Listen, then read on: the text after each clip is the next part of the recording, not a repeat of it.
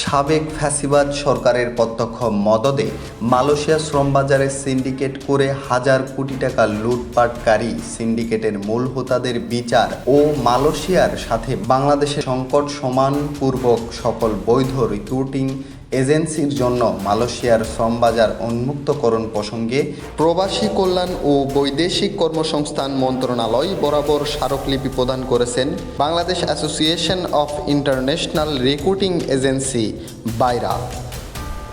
স্মারকলিপিতে বলা হয়েছে, 5 আগস্টে ছাত্র জনতার বিপ্লবের মাধ্যমে ফ্যাসিবাদের পতনের পর আপনাদের নেতৃত্বে দেশ এগিয়ে যাচ্ছে। জনশক্তি রপ্তানি ব্যবসা বাংলাদেশের অর্থনীতির প্রধান চালিকা শক্তি হিসেবে বিবেচিত। দেশের বৈদেশিক মুদ্রার সবচেয়ে বড় যোগান আসে এই খাত থেকে।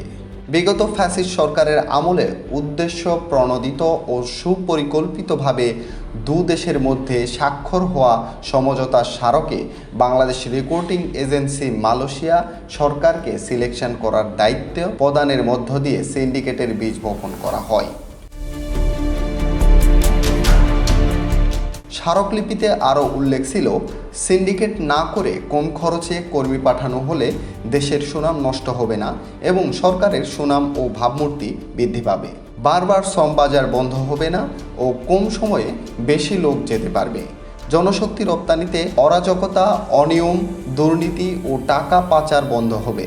সিন্ডিকেট নামক কোনো গোষ্ঠীকে অতিরিক্ত চাঁদা দিতে না হওয়ায় কর্মীরা কম খরচে বিদেশে যেতে পারবে।